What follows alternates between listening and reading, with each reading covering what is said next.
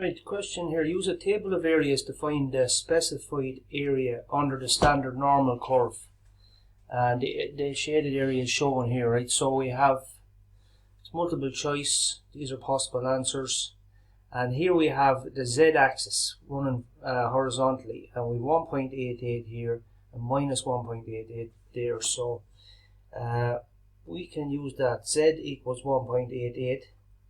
We can look up the area associated with this, right?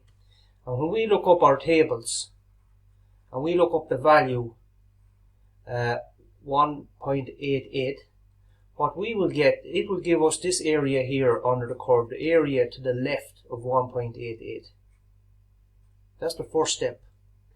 The second step, we're going to look up in our tables z equals minus 1.88, and that's going to give us the area under our curve to the left of minus 1.88. Remember, we're looking for this grey area here. So what we'll do then is we'll subtract the second area from the first area. So the area associated with this we'll get by looking up the tables, and we'll also get an area associated with minus 1.88.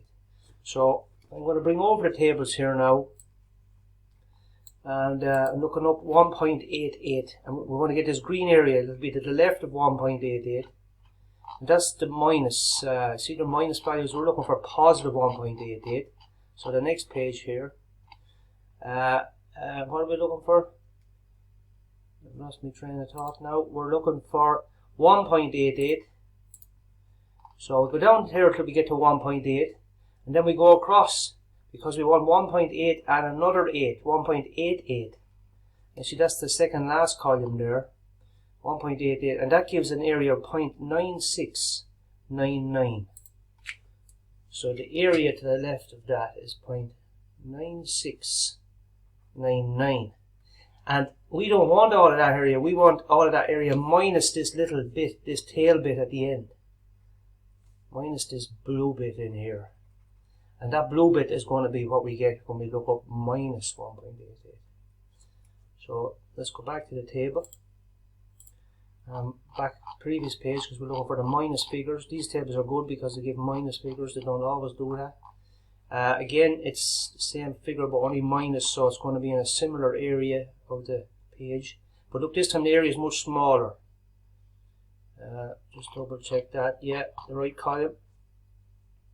And that's 0.0301. 0.0301. So the shaded area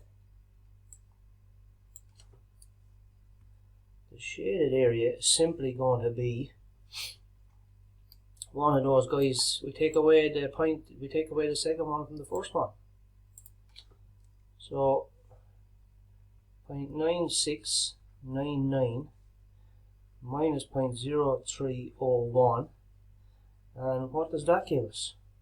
So we're going to subtract. So 0.9699 minus 0.0301, and that gives us this fraction here. Press the SD key. So the area is going to be 0.93. It's gone off for me there now. 0.9398, and that is option C. So that's the area, the shaded area there underneath the curve. Remember, the entire area under any normal curve is 1, and this is a good chunk of that. So the answer there is 0.9398 is the size of the shaded area.